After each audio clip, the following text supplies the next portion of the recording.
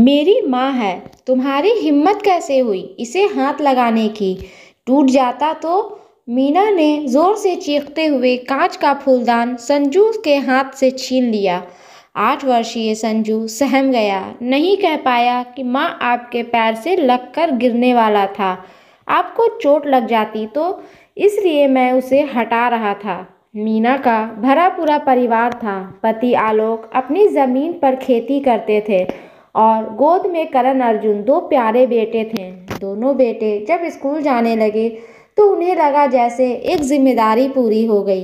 एक दिन आलोक किसी काम से शहर हुए थे।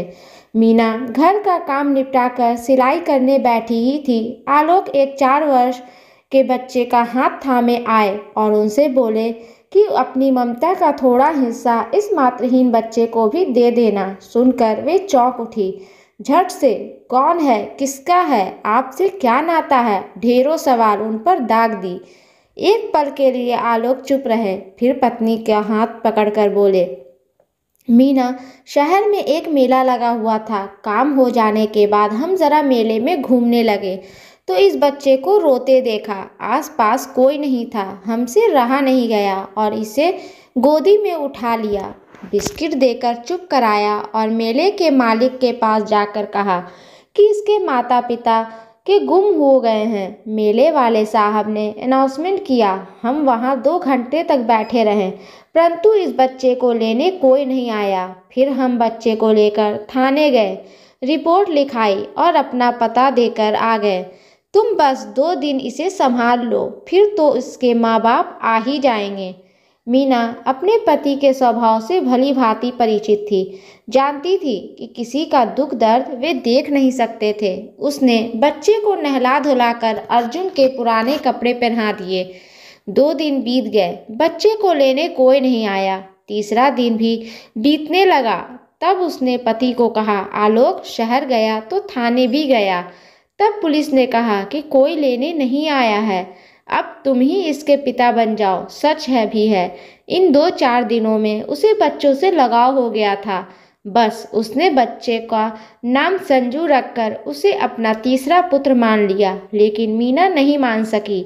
बात बात पर उस मासूम को झिड़क देती और संजू, वो तो मीना को पूरी तरह से अपनी माँ मान चुका था। मीना की डांट खाकर भी मुस्कुराता रहता, कभी कुछ न कहता और ना ही पूछता। अभी भी उसने मीना की डांट को भगवान का प्रसाद समझ लिया था। मीना के दोनों बेटे कॉलेज की पढ़ाई करने शहर चले गए। 10वीं की परीक्षा के बाद जब संजू की बारी आई तो उसने पति से साफ कह दिया कि दूसरों पर पैसा बर्बाद नहीं करना है। आलोक शांत स्वभाव के व्यक्ति थे, पत्नी से बहस करना उचित नहीं समझे। सोचा, अच्छा है बेटा मेरे पास ही रहेगा। और इस तरह संजू पिता के काम को मन लगाकर सीखने लगा। मीना के दोनों बेटे पिता से पूंजी लेकर शहर में ही अपना व्यापार करने लगे।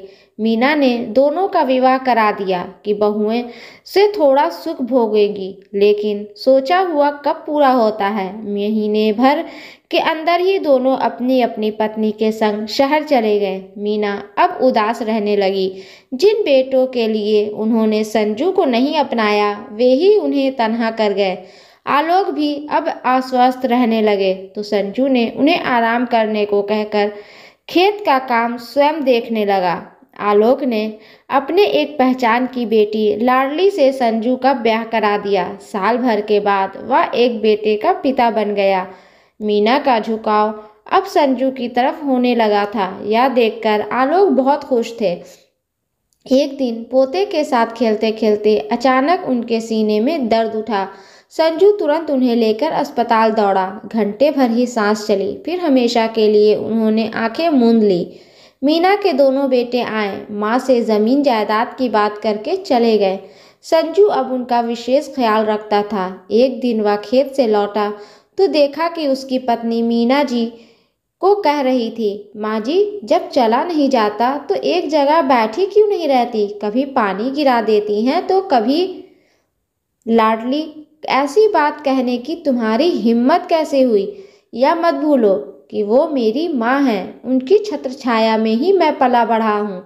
मेरे लिए वो भगवान हैं, वो जो चाहे हमें कह सकती हैं, लेकिन तुम नहीं। ये घर उनका है, वो जैसे रहें, जहाँ बैठें, उनकी मर्जी है। संजू ने गुस्से से पत्नी से कहा। लेकिन मैं तो बस लाडली कहती रह गई। लेकिन संजू ने कुछ नहीं सुना। उस दिन मीना जी को एहसास हुआ कि संजू उनको कितना मान देता है। सही मायने में एक बेटे का फर्ज तो यही निभा रहा है। कुछ दिनों पहले जब उनकी सांस तेज तेज चलने लगी थी तो संजू कितना घबरा गया था। उनको लेकर अस्पताल दौड़ा था। उनके अपने बेटों ने तो अपने काम का बहाना बना दिया था। एक दिन करण आया, माँ से कहने लगा, संजू को इस घर में लाने वाला तो चला गया, अब आप उसे भी जाने को कह दीजिए। पराये का क्या भरोसा, किसी दिन सब लेकर चुप कर करण। मीना जी बेटे पर जोर से चिल्लाई, ऐसा सोचने की तुम्हारी हिम्मत कैसे हुई? संजू तुम्हारा छोटा भाई है, उसका सम्मान नहीं कर सकते हो तो तुम्हें यहाँ आने की कोई आवश्यकता नहीं है। मेरा मतलब था कि करण की आवाज़ लड़खड़ाने लगी। मीना जी ऐसा रूप देकर संजू दंग रह गया। बचपन से वह जिसे माँ कहता आया था, देवी मानकर पूजा करता आया, आज उनके दिल में अपने लिए ममता और स्नेह देखकर खुशी से उसकी आंखें छलछला उठी और अपनी माँ के गले लगकर खूब रोने लगा। दोस्तों, ये स्टोरी आपको अच्छी लगे तो प्लीज़ इसे लाइक करें, शेयर करें एंड सब्सक्राइब करें। और इस स्टोरी के बारे में आपकी क्या राय है हमें कमेंट बॉक्स में ज़रूर बताएं। और हाँ, बेल आइकन को प्रेस करना ना भूलें, क्योंकि ऐसे ही आने वाली स्टोरी आप तक सबसे पहले पहुंचती रहेगी। धन्यवाद।